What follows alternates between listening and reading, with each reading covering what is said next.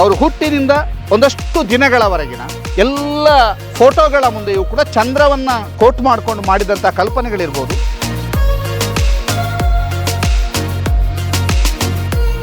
ಈ ಮನೆಯಲ್ಲಿ, ಇಷ್ಟು ದೊಡ್ಡ ಮನೆಯಲ್ಲಿ ಬೆಡ್ರೂಮ್ ಇಲ್ಲ, ಮೇಲ್ಭಾಗದಲ್ಲಿ ಒಂದು ರೂಮ್ ಬಿಟ್ಟರೆ ಎಲ್ಲೂ ಕೂಡ ರೂಮ್ ಇಲ್ಲ. ಹಾಗಂತೇಳಿ ಮಂಚ ಇದೆಯಾ? ಮಂಚ ಇದೆ. ಮಂಚ ಇದ್ದರೆ ಮಂಚದಲ್ಲಿ ಮರ ಇಲ್ಲ. ಹಾಗಾದರೆ ಮಂಚ ಹೇಗಿದೆ?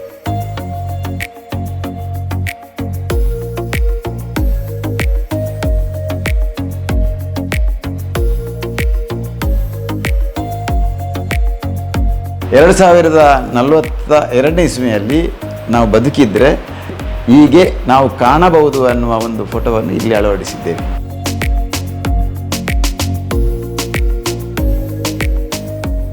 ದೇವರದು ಕೋಣೆ ಅಂತ ಒಂದು ಇಲ್ಲ ಇಲ್ಲಿ. ನಮ್ಮಲ್ಲಿ ಕುಳಿತು ಪೂಜೆ ಮಾಡುವಂಥ ವ್ಯವಸ್ಥೆ ನಮ್ಮಲ್ಲಿ ಮೊದಲಿಂದಲೂ ಬರಲಿಲ್ಲ. 2049ನೇ ಇಸ್ವಿಯಲ್ಲಿ ದೊಡ್ಡವನಿಗೆ 50 ವರ್ಷ ಆಗುವ ಸಂದರ್ಭದಲ್ಲಿ ಅವರು ಹೇಗೆ ಕಾಣಬಹುದು,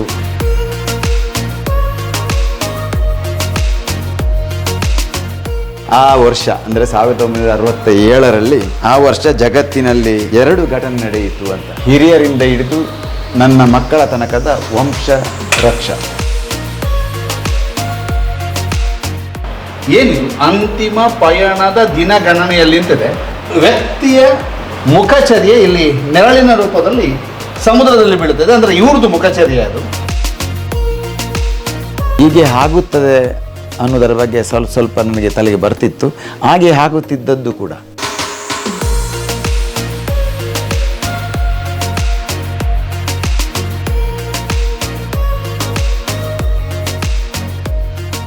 ಮನೆ ಹಲವರು ನಿರ್ಮಿಸ್ತಾರೆ, ಆದರೆ ಮನೆಯನ್ನು ಬದುಕು ಅಂತ ಕಟ್ಕೊಳ್ಳುವಂಥದ್ದು ಒಂದಿದೆ.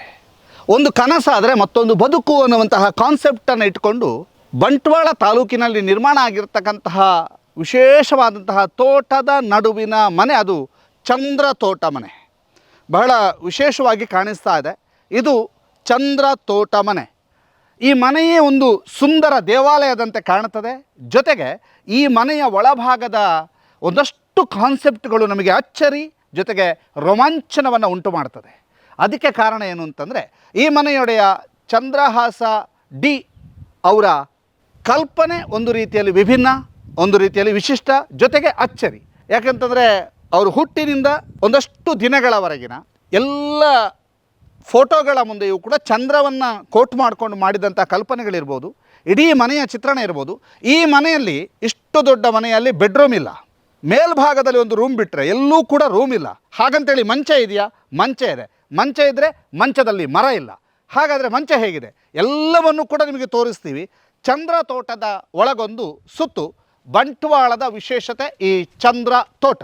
ಇದು ಚಂದ್ರಹಾಸ ಡಿ ಶೆಟ್ಟಿ ಅವರ ಚಂದ್ರ ತೋಟ ಮನೆಯ ಸಿಟೌಟು. ಬಹಳ ವಿಶೇಷವಾದಂತಹ ಸಿಟೌಟ್. ಜೊತೆಗೆ ಎಲ್ಲರೂ ಕೂಡ ಸ್ವಚ್ಛಂದವಾಗಿ ಕುಳಿತು ತಮ್ಮ ತಮ್ಮ ವಿಚಾರ ವಿನಿಮಯಗಳನ್ನು ಹಂಚಿಕೊಳ್ಳಬಹುದಂತಹ ಸುಂದರ ತಂಪಾದಂಥ ಸಿಟೌಟು. ಒಳಭಾಗ ಹೇಗಿದೆ ಎಲ್ಲವೂ ನಾನು ಹೇಳಲಿಕ್ಕೆ ಆಗೋದಿಲ್ಲ. ಬದಲಾಗಿ ನಮ್ಮ ಜೊತೆಗೆ ಈಗ ಚಂದ್ರಹಾಸ ಡಿ ಶೆಟ್ಟಿ ಅವರಿದ್ದಾರೆ. ಅವರೇ ನಮ್ಮನ್ನು ಕರೆದುಕೊಂಡು ಹೋಗಬೇಕು ಅಂತ ವಿನಂತಿ ಮಾಡ್ತೇವೆ. ಈಗ ನಮ್ಮ ಜೊತೆಗೆ ಚಂದ್ರಹಾಸ ಡಿ ಶೆಟ್ಟಿ ಅವರಿದ್ದಾರೆ. ಸರ್, ಕಾರ್ಯಕ್ರಮಕ್ಕೆ ಸ್ವಾಗತ. ನಿಮ್ಮ ಮನೆಯನ್ನು ತೋರಿಸ್ಬೋದಾ? ಬನ್ನಿ ಸರ್. ಎಸ್, ಇದರ ನಿರ್ಮಾಣ ಸರ್. ಈಗ ಈ ಮನೆ ಯಾವಾಗ ನಿರ್ಮಾಣ? 2004ರಲ್ಲಿ ಈ ಮನೆಯನ್ನು ನಿರ್ಮಾಣ ಮಾಡಿದ್ದೇವೆ. ಸಂಪೂರ್ಣವಾಗಿ ಈ ಮನೆಯ ಗೋಡೆಯನ್ನು ಮಣ್ಣಿನಿಂದ ತಯಾರಿಸಿದಂಥ ಇಟ್ಟಿಗೆಯಿಂದ, ಲಾಕ್ ಸಿಸ್ಟಮ್ನಲ್ಲಿ ಮಾಡಿದಂಥ ಇಟ್ಟಿಗೆಯಿಂದ ತಯಾರಿಸಿದ್ದೇವೆ. ಮೇಲ್ಭಾಗ ಎಲ್ಲ ಹಂಚು, ಕೆಳಗೆ ಕೂಡ ಅದಕ್ಕೆ ಸೀಲಿಂಗ್ ಓಡು ಅಂತ ಹೇಳ್ತಾರೆ, ಆ ಹಂಚಿನಿಂದ ಇದನ್ನು ಮುಚ್ಚಿಸಲಾಗಿದೆ. ಒಳಗೆ ಯಾವುದೇ ಕೋಣೆಗಳಿಲ್ಲ. ತಾವು ಕಾಣ್ಬೋದು, ಇಲ್ಲಿಗೆ ಒಂದು ಅಡುಗೆ ಕೋಣೆಯ ವ್ಯವಸ್ಥೆಗೆ ಬೇಕಾಗಿ ಇಲ್ಲಿ ಒಂದು ವ್ಯವಸ್ಥೆಯನ್ನು ಮಾಡಲಾಗಿದೆ. ಇದರ ಬಲಬದಿಯಲ್ಲಿ ಇಲ್ಲಿ ಅಡುಗೆ ಮಾಡುವುದಕ್ಕೆ ಗ್ಯಾಸಿನ ಒಲೆ, ಇದರ ಸಿಲಿಂಡರ್ ಮಾತ್ರ ಹೊರಗೆ ಇದೆ. ಮತ್ತು ಅಡುಗೆಗೆ ಸಂಬಂಧಪಟ್ಟ ಕೆಲವು ಸಾಮಗ್ರಿಗಳನ್ನು ಇಡುವುದಕ್ಕಾಗಿ ಇಲ್ಲಿ ಸಣ್ಣ ಸಣ್ಣ ಕಪಾಟುಗಳನ್ನು ಮಾಡಲಾಗಿದೆ. ಇಲ್ಲಿ ನಮಗೆ ಒಂದು ಅಗತ್ಯಕ್ಕೆ ಬೇಕಾದಂಥ ಫ್ರಿಡ್ಜ್ ಮತ್ತು ಕೈ ತೊಳೆಯುವಂಥ ಸ್ಥಳ. ಚಂದ್ರಲೋಕ 2009ರಲ್ಲಿ ಕಟ್ಟಿಸಿದ್ದು. ಅದಕ್ಕೊಂದು ಸಬ್ ಟೈಟಲ್ ಇದೆ, ಅದು ನನ್ನ ಕನಸಂತ. ಆ ಮನೆ ಅಲ್ಲಿರುವುದರಿಂದ ಅದಕ್ಕೆ ಅದು ನನ್ನ ಕನಸು. ಆ ಮನೆಯಲ್ಲಿ ಇದೆ ಬೋರ್ಡು, ಇದು ನನ್ನ ಕನಸು ಅಂತ. ಇಲ್ಲಿ ಇಲ್ಲದ್ರಿಂದ ಅದು ಅಲ್ಲಿರುವುದರಿಂದ ಅದು ನನ್ನ ಕನಸು ಅಂತ. ನಮ್ಮ ತಾಯಿಯವರ 75ನೇ ವರ್ಷದ ಸಿಹಿ ನೆನಪಿಗಾಗಿ ಅಂತ ಈ ಒಂದು 75ರ ಸಂದರ್ಭದಲ್ಲಿ ಕಟ್ಟಿಸಿದಂಥ ಮನೆ ಚಂದ್ರಲೋಕ. ಇದು ಫರಂಗಿಪೇಟೆಯಲ್ಲಿದೆ. ಇದು ಈ ಮನೆಯ ಭಾವಚಿತ್ರ. ಚಂದ್ರತೋಟ 2025ರಲ್ಲಿ ಕಟ್ಟಿದ್ದು. ಇದಕ್ಕೆ ಇದು ನನ್ನ ಬದುಕು, ನನ್ನ ತಂದೆಯವರ 100ನೇ ವರ್ಷದ ಸವಿ ನೆನಪಿಗಾಗಿ ಇದನ್ನು ಕಟ್ಟಿದ್ದು. ಇದು ನನ್ನ ಬದುಕು ಅಂದರೆ ನನ್ನ ಬದುಕು ಪ್ರಾರಂಭ ಆದದ್ದು ಇಲ್ಲೇ, ಇದೇ ಮಣ್ಣಿನಲ್ಲಿ ನಾನು ಹುಟ್ಟಿ 18 ವರ್ಷಗಳ ತನಕ ಬೆಳೆದವ. ಅದರ ನಂತರ ಹುಬ್ಬಳ್ಳಿಯಲ್ಲಿ ಒಂದು 18 ವರ್ಷ ಇದ್ದೆ, ಮತ್ತು 18 ವರ್ಷ ಮಂಗಳೂರಿನಲ್ಲಿ ಬಿಸಿಯೂರಿನಲ್ಲಿದ್ದೆ. ಉಳಿದ 18 ವರ್ಷಗಳನ್ನು ಈ ಮನೆಯಲ್ಲಿ ಕಳಿಬೇಕಂತ ಆಸೆ ಇದೆ. ಈ ಮನೆಯಲ್ಲಿ ಹುಟ್ಟಿದವನಾಗಿದ್ದರಿಂದ ಈ ಮಣ್ಣಿನಲ್ಲೇ ಮಣ್ಣಾಗಬೇಕನ್ನುವಂಥ ಆಸೆ ಇದೆ. ಅದಕ್ಕಾಗಿ ಕೊನೆಯ ದಿನಗಳನ್ನು ಬದುಕನ್ನು ಇಲ್ಲಿ ಕಳೆಯಬೇಕಂತ ಒಂದು ಆಸೆ ಇದೆ. ಇದು ಇಲ್ಲಿಂದ ಕುಳಿತು ಟಿ ವಿ ನೋಡುವುದಕ್ಕೂ ಆಗುತ್ತೆ, ಅಥವಾ ಇಲ್ಲಿದ್ದವರ ಥರ ಮಾತಾಡಲಿಕ್ಕಾಗುತ್ತೆ. ಒಂದು ವೇಳೆ ನಮಗೆ ಒಂದು ಸುಸ್ತಾದರೆ ಮಲಗಬೇಕಂದ್ರೆ ಇದರಲ್ಲಿ ಪೂರ್ತಿಯಾಗಿ ಮಲಗಲಿಕ್ಕಾಗುತ್ತೆ. ತಲೆದಿಂಬು ಇಟ್ಕೊಂಡು ಮಲಗ್ಬೋದು, ಹಾಗೇನು ಮಲಗ್ಬೋದು. ಇಂಥದ್ದು 2 ಇದೆ, ಅಲ್ಲಿ ಒಂದು ಇಲ್ಲಿ. ಇಲ್ಲಿ ಒಂದು ಕಟ್ಟೆಯಾಗಿ ನಿಮಗೆ ಕಾಣ್ತಾ ಇದೆ. ಇದು ಹಿಂದಿನ ಕಾಲದಲ್ಲಿ ಕಟ್ಟೆಯ ಮೇಲೆ ಮಲಗುವಂಥ ವ್ಯವಸ್ಥೆ. ಅದು ಸಿಮೆಂಟದ್ದು ಆಗಿರಲಿಲ್ಲ, ಮಣ್ಣಿನ ಕಟ್ಟೆ, ಅದರ ಮೇಲೆ ಸೆಗಣಿಯನ್ನು ಸಾರಿಸಿ ಅದರ ಮೇಲೆ ಜನಗಳು ಮಲಗುವುದನ್ನು ನಾನು ಕಂಡಿದ್ದೇನೆ. ಇದರ ಮೇಲೆ ಹಾಸಿಗೆ ಹಾಕಿಯೂ ಮಲಗಬಹುದು, ಅಥವಾ ಯಾವುದಾದ್ರೂ ಜಮ್ಖಾನ್ನಂಥ ಬಟ್ಟೆಯನ್ನು ಹಾಕಿಯೂ ಮಲಗಬಹುದು. ಇದು ಹಾಗೆ ಮಲಗಿದರೆ ಬಿಸಿಲುಗಾಲದಲ್ಲಿ ತಂಪು ಇರ್ತದಂತೆ ಈ ವ್ಯವಸ್ಥೆಯನ್ನು ಮಾಡಿದ್ದೇವೆ. ಇದು ನಾನು ಮತ್ತು ನನ್ನ ಹೆಂಡತಿಯ ಭಾವಚಿತ್ರ. 2042ನೇ ಇಸ್ವಿಯಲ್ಲಿ ನಾವು ಬದುಕಿದರೆ ಈ ರೀತಿ ಕಾಣಬಹುದು ಎನ್ನುವ ಒಂದು ಕಲ್ಪನೆಯನ್ನು ಆಧರಿಸಿ ಈ ಫೋಟೋವನ್ನು, ನನ್ನ ಹೆಸರು ಚಂದ್ರಹಾಸ, ನನ್ನ ಹೆಂಡತಿ ಹೆಸರು ವಿದ್ಯಾ, ಅದಕ್ಕಾಗಿ ವಿದ್ಯಾಚಂದ್ರರು ಅಂತ ಹೆಸರಿಟ್ಟು, ಇದು ಚಂದ್ರಾಮೃತ ಅಂದರೆ ಅದು 75 ವರ್ಷ ನನಗೆ ಆಗುವ ಸಂದರ್ಭದಲ್ಲಿ ಅದು 2042 ಆಗುತ್ತೆ. ಅದಕ್ಕೆ ಸುದೀರ್ಘ ಬಾಳಿನ ಅಮೃತಗಳಿಗೆ, ಅಮೃತ ಅಂದರೆ 75ನೇ ವರ್ಷ, ಈ ಸಂದರ್ಭಕ್ಕೆ ಹೀಗೆ ನಾವು ಕಾಣಬಹುದು ಅನ್ನುವ ಒಂದು ಫೋಟೋವನ್ನು ಇಲ್ಲಿ ಅಳವಡಿಸಿದ್ದೇವೆ. ಸರ್, ಒಂದು ಸ್ವಿಚ್ ಬೋರ್ಡು ಬಹಳ ವಿಶೇಷ ಅಂತ, ಯಾಕೆಂತಂದರೆ ಈ ಸ್ವಿಚ್ ಬೋರ್ಡನ್ನು ಸ್ವಲ್ಪ ತಿಳಿಸಿ ಸರ್.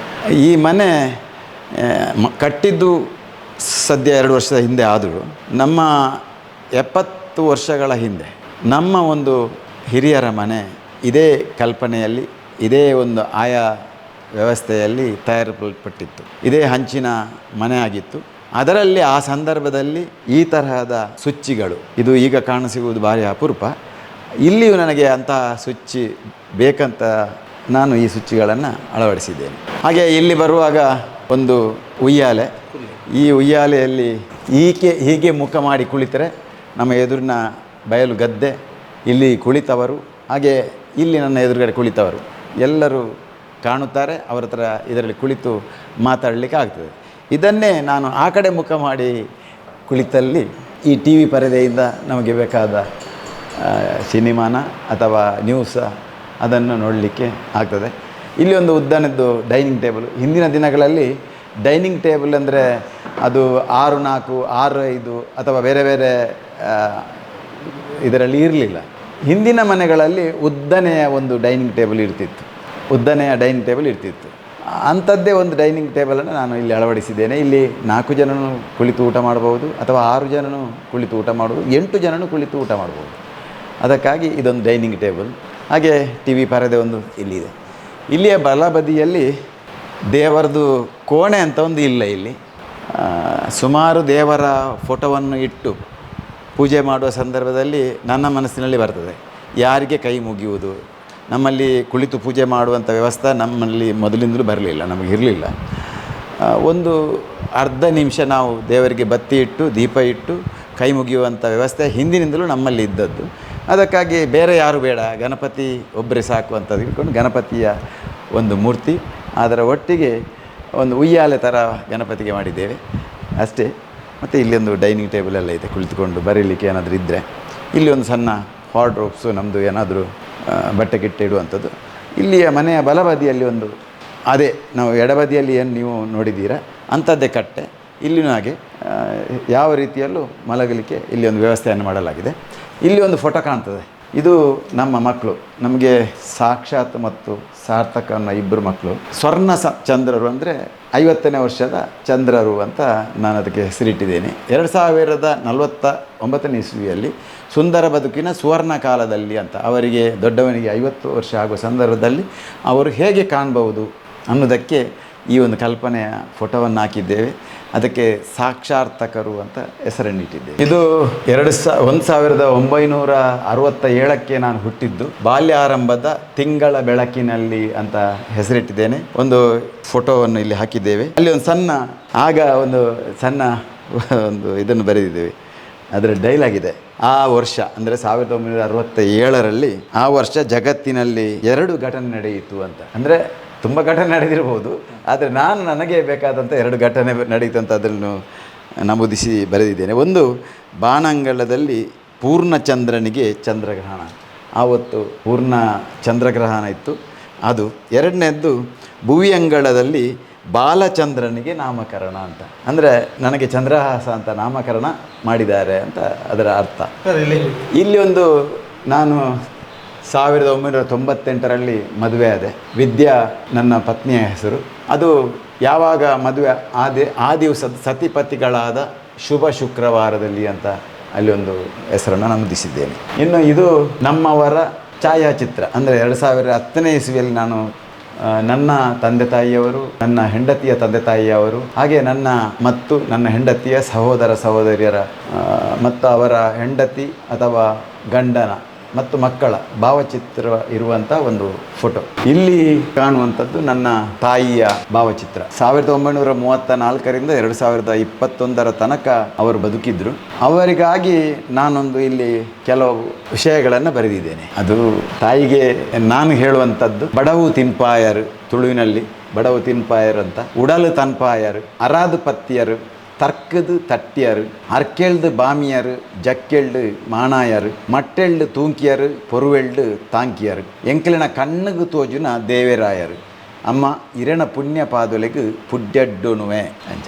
ಅದರ ನಂತರ ಇಲ್ಲಿ ಕಾಣುವಂಥದ್ದು, ಈ ಕಡೆ ಬಲಬದಿಯಲ್ಲಿ ಕಾಣುವಂಥದ್ದು ನಮ್ಮ ತಂದೆಯವರ ಭಾವಚಿತ್ರ. 1925ರಿಂದ 2000 ತನಕ ಅವರು ಬದುಕಿದ್ರು. ಅವರಿಗೂ ಕೂಡ ನಾನು ಒಂದು ಕೆಲವು ಶಬ್ದಗಳನ್ನು ಬರೆದಿದ್ದೇನೆ. ಜನ್ಮನು ಕೊರಿಯರು, ಧರ್ಮೋಡು ನಡಪಾಯರು, ಶಿಸ್ತನು ಕಲ್ಪಾಯರು, ಸತ್ಯನು ಪನ್ಪಾಯರು, ಬರವನು ಕೊರ್ಪಾಯರು, ಬುದ್ಧಿನ ಬುಳೆಪಾಯರು, ಬೆಣಿಯರೆ ತೆರಿಪಾಯರು, ಬದುಕನು ತೊಜಪಾಯರು, ಎಂಕಲಿನ ಮನಸ್ಸುಡು ಈರೇ ದೈವಲ ದೇವೇರು, ಪೊಪ್ಪ ಇರೆಣ ಪುಣ್ಯ ಪಾದುಲೆಗೆ ಪುಡ್ಡಡ್ಡುನುವ. ಹಾಗೆ ಈ ಕಡೆ ಕಾಣುವಂಥದ್ದು ನನ್ನ ಹಿರಿಯರಿಂದ ಹಿಡಿದು ನನ್ನ ಮಕ್ಕಳ ತನಕದ ವಂಶ ವೃಕ್ಷ. 2010ನೇ ಇಸ್ವಿ ತನಕ ನಮ್ಮೊಟ್ಟಿಗೆ ಇದ್ದವರು, ಅವರ ಭಾವಚಿತ್ರ ಇದೆ. ಹಾಗೆ ನನ್ನ ಅಜ್ಜನ ಅಜ್ಜ, ಅಲ್ಲಿಂದ ನನ್ನ ಮಕ್ಕಳ ತನಕದ ಇಡೀ ವಂಶವೃಕ್ಷ ನನ್ನದು ಮತ್ತು ನನ್ನ ಹೆಂಡತಿದ್ದು ಹಿರಿಯರ ಭಾವಚಿತ್ರ, ಅದರ ಒಟ್ಟಿಗೆ ಹೆಸರನ್ನು ಇರುವಂಥ ಒಂದು ವಂಶವೃಕ್ಷದ ಫೋಟೋ ಇದು. ಸರ್, ಇಲ್ಲಿ ಎಷ್ಟು ವಂಶವೃಕ್ಷ ಅಂತ ಹೇಳಿದರೆ, ಕಾವೂರು ಮುಪ್ಪಂಜಗುತ್ತುದಿ ಜಾರಪ್ಪ ಶೆಟ್ಟಿ ಅಲ್ಲಿಂದ ಹೌದು, ಅಲ್ಲಿಂದ 5ನೇ ತಲೆಮಾರು. ಹೌದೌದು, 5ನೇ ತಲೆಮಾರು. ಇಲ್ಲಿ ಹಾಗೆ ನನಗೆ ಮದುವೆಯಾಗಿ 10ನೇ ವರ್ಷ ಆಗುವ ಸಂದರ್ಭದಲ್ಲಿರುವಂಥದ್ದು ಒಂದು ಫೋಟೋ. ಅದು ಚಂದ್ರದಶ 2008 ಅಂತ, ವೈವಾಹಿಕ ಜೀವನದ ದಶಮ ಸಂಭ್ರಮದಲ್ಲಿ ಅಂತ. ಹಾಗೆ ಇಲ್ಲೊಂದು ಭಾವಚಿತ್ರ ಕಾಣ್ತದೆ, ಚಂದ್ರಾಸ್ತ 2047 ಅಂತ. ನಾನು ಆರಂಭದಲ್ಲಿ ಅಲ್ಲಿ ನಿಮ್ಮ ಚಂದ್ರೋದಯವನ್ನು ನೋಡಿದೆ. ಹೌದು, 1967 ಅಂತಿದೆ. ಚಂದ್ರಾಸ್ತ 2047 ಒಂದು ಲೆಕ್ಕಾಚಾರ 100 ವರ್ಷ ಅಂತ ನಾನೊಮ್ಮೆ, ಇಲ್ಲ ಇದು 80 ವರ್ಷಕ್ಕೆ ಅಂತ. ಏನಿದು ಅಂತಿಮ ಪಯಣದ ದಿನಗಣನೆಯಲ್ಲಿ ಅಂತಿದೆ. ಬಹಳ ವೀಕ್ಷಕರು ಇಲ್ಲಿ ನೋಡಿ, ಒಂದು ಫೋಟೋ ಇದೆ, ಚಂದ್ರ ಇದ್ದಾನೆ, ಸಮುದ್ರ ಇದೆ. ಎಲ್ಲಕ್ಕಿಂತ ಮುಖ್ಯವಾಗಿ ಈ ವ್ಯಕ್ತಿಯ ಮುಖಚರ್ಯೆ ಇಲ್ಲಿ ನೆರಳಿನ ರೂಪದಲ್ಲಿ ಸಮುದ್ರದಲ್ಲಿ ಬೀಳುತ್ತದೆ. ಅಂದರೆ ಇವ್ರದ್ದು ಮುಖಚರ್ಯೆ ಅದು. ಜೊತೆಗೆ ಈ ವರ್ಷ ಭವಿಷ್ಯದಲ್ಲಿ 2 ಸಂಭ್ರಮ ನಡೆಯುತ್ತದೆ ಅಂತ ಹೇಳುವಂಥದ್ದು. ಭಾರತ ದೇಶದಲ್ಲಿ ಸ್ವಾತಂತ್ರ್ಯಕ್ಕೆ 1 ಶತಮಾನ, ಭರತ ಖಂಡದಲ್ಲಿ ಹಾಸನಿಗೆ ಸಹಸ್ರ ಚಂದ್ರ ದರ್ಶನ ಅಂತಿದೆ. ಸರ್, ಏನಿದು?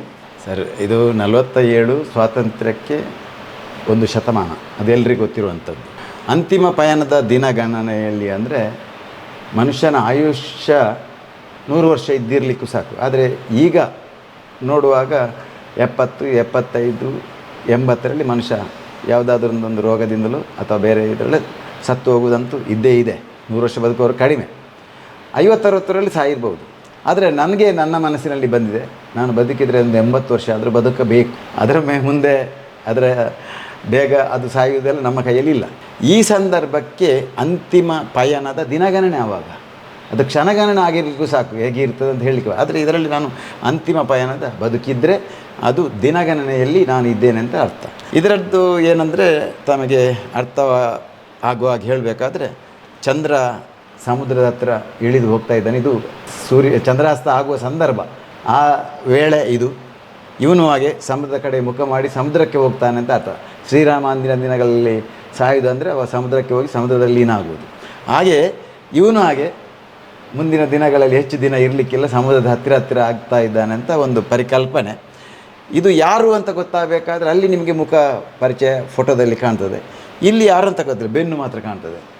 ಇದರ ಬೆನ್ನ ಹಿಂದಿಂದ ಸೂರ್ಯ ಉದಯ ಆಗ್ತಾ ಇದೆ. ಅದು ಬೆನ್ನಿಗೆ ಅದರ ಬೆಳಕು ಬಿದ್ದು ಅಲ್ಲಿ ನೆರಳು ಬೀಳ್ತಾ ಇದೆ. ಆ ನೆರಳಿನಲ್ಲಿ ಮುಖ ಹೇಗೆ ಬಂತಂದರೆ ಇಲ್ಲಿ ಚಂದ್ರ ಅಸ್ತ ಆಗ್ತಾ ಇದ್ದಾನೆ, ಅವನ ಬೆಳಕು ಮುಖಕ್ಕೆ ಬಿದ್ದು ಅದು ರಿಫ್ಲೆಕ್ಟ್ ಆಗಿ ಅದರಲ್ಲಿ ಕಾಣುವ ಹಾಗೆ ಅದನ್ನು ಕಲ್ಪನೆಯನ್ನು ಮಾಡಲಾಗಿದೆ. ಇದು ಈ ವರ್ಷ ಭವಿಷ್ಯದಲ್ಲಿ 2 ಸಂಭ್ರಮ ಮಾಡ್ತಾರೆ. ಒಂದಂತೂ ಸತ್ಯ, ಭಾರತ ದೇಶದಲ್ಲಿ ಸ್ವಾತಂತ್ರ್ಯಕ್ಕೆ 1 ಶತಮಾನ.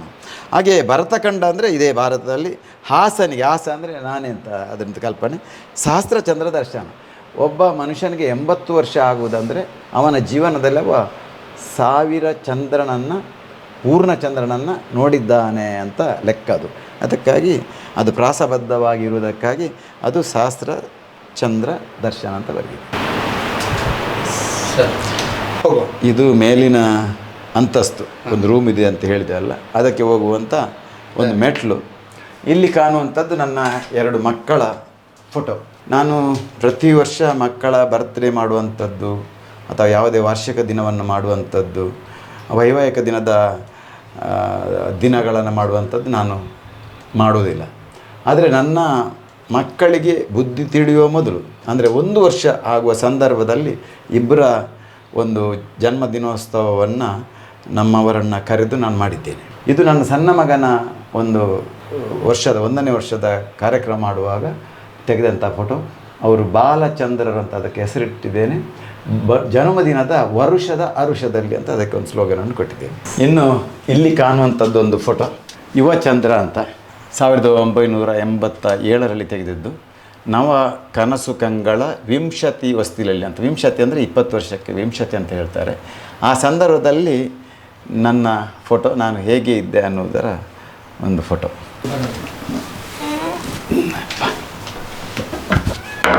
ಇಲ್ಲಿ ಬಲಬದಿಗೆ ಕಾಣುವಂಥದ್ದು ಒಂದು ಗಡಿಯಾರ. ಆ ಗಡಿಯಾರದ ಹೆಸರೇ ಚಂದ್ರಕಾಲ ಅಂತ. ನನಗೊಂದು ಹವ್ಯಾಸ ಇದೆ. ಹಿಂದೆ ನನ್ನ 14 ವರ್ಷದಿಂದಲೇ ನಾನು ಕಥೆಗಳನ್ನು ಬರೆಯುವುದು, ನಾಟಕಗಳನ್ನು ಬರೆಯುವುದನ್ನು ಮಾಡುತ್ತಿದ್ದೆ. ಸುಮಾರು 30ರಷ್ಟು ಕತೆ, ನಾಟಕ, ಕಾದಂಬರಿಗಳನ್ನು ಬರೆದಿದ್ದೇನೆ. ಸಮಯ ಸಿಕ್ಕಾಗ ಇಲ್ಲಿ ಕುಳಿತು ಬರೆಯೋದಕ್ಕಾಗಿ ಈ ವ್ಯವಸ್ಥೆಯನ್ನು ಮಾಡಿದ್ದೇನೆ. ನನ್ನ ಹಿಂದೆ ಇರುವಂಥದ್ದು ನನ್ನದೇ ಫೋಟೋ. ಅದರಲ್ಲಿ ಒಂದು ಸ್ಲೋಗನ್ ಇದೆ, 60ನೇ ವರ್ಷ ಆಗುವ ಸಂದರ್ಭದಲ್ಲಿ ಒಬ್ಬ ಷಷ್ಠಬ್ದ ಅಂತ ಇದೆ ಪ್ರತಿಯೊಬ್ಬನ ಮನುಷ್ಯನ ಬಾಳಿನಲ್ಲಿ, 60ನೇ ವರ್ಷ ಆಗುವಂಥದ್ದು. ಅಲ್ಲಿ ಕೆಳಗೆ ಒಂದು ಬರಹ ಇದೆ, ಕವಿ ಕಲ್ಪನೆಯ ಬರಹಕ್ಕೆ ಎಂದೂ ಬರವಿಲ್ಲ ಅಂತ. ಕವಿಯ ಒಂದು ಕಲ್ಪನೆಗೆ ಬರ ಎಂದೂ ಇಲ್ಲ. ಅವನು ಮನಸ್ಸು ಮಾಡಿದರೆ ಎಷ್ಟು ಕಲ್ಪನೆಗಳನ್ನು ತೆಗೆದುಕೊಂಡು ಕಥೆಗಳನ್ನು ಬರಿಬೋದು, ಕಾದಂಬರಿಗಳನ್ನು ಬರಿಬೋದು, ನಾಟಕಗಳನ್ನು ಬರಿಬೋದು. ಇದು ಒಂದು ಹಿಂದಿನ ದಿನಗಳಲ್ಲಿ ಈಸಿ ಚೇರ್ ಅಂತ ಇತ್ತು. ಈಸಿ ಚೇರ್ ಅಂದರೆ ಆರಾಮವಾಗಿ ಕುಳಿತುಕೊಂಡು ಬರೆಯೋದಕ್ಕಾಗ್ಬೋದು ಅಥವಾ ಹಾಗೆ ಕುಳಿತುಕೊಳ್ಳಿಕ್ಕಾಗಿ ಉಪಯೋಗಿಸುತ್ತಿದ್ದಂಥದ್ದು. ಅದು ಬೇರೆ ರೀತಿಯಲ್ಲಿತ್ತು. ಇದು ಮರದಿಂದಲೇ ಮಾಡಿದಂಥದ್ದು. ಇಲ್ಲೇ ಬರೆಯೋದಕ್ಕಾಗಿ ಒಂದು ಹಲಗೆಯ ಟೇಬಲ್ನಾಗಿ ನಾವು ಮಾಡಿದ್ದೇವೆ. ಇಲ್ಲಿ ಕುಳಿತು ಬರೆಯೋದಕ್ಕೆ ಸ್ವಲ್ಪ ಆರಾಮ ಆಗುತ್ತದೆ ಅಂತ ನಾವು ಈ ವ್ಯವಸ್ಥೆ ಮಾಡ್ತೇವೆ. ಈ ಮನೆಯಲ್ಲಿ ಕೆಳಗೆ ತಾವೆಲ್ಲ ನೋಡಿದ್ದೀರಿ, ಒಂದು ಕೋಣೆ ಅಂತ ಇಲ್ಲ, ಕೆಳಗಿನೊಂದು ವಿಶಾಲವಾದಂಥ ಹಾಲ್ನಾಗೆ ಆ ವ್ಯವಸ್ಥೆಯನ್ನು ಮಾಡಿದ್ವಿ. ಇಲ್ಲಿ ಬಂದ ನಂತರ ಇಲ್ಲಿ ಒಂದು ಕೋಣೆಯನ್ನು ನಾವು ಮಾಡಿದ್ದೇವೆ.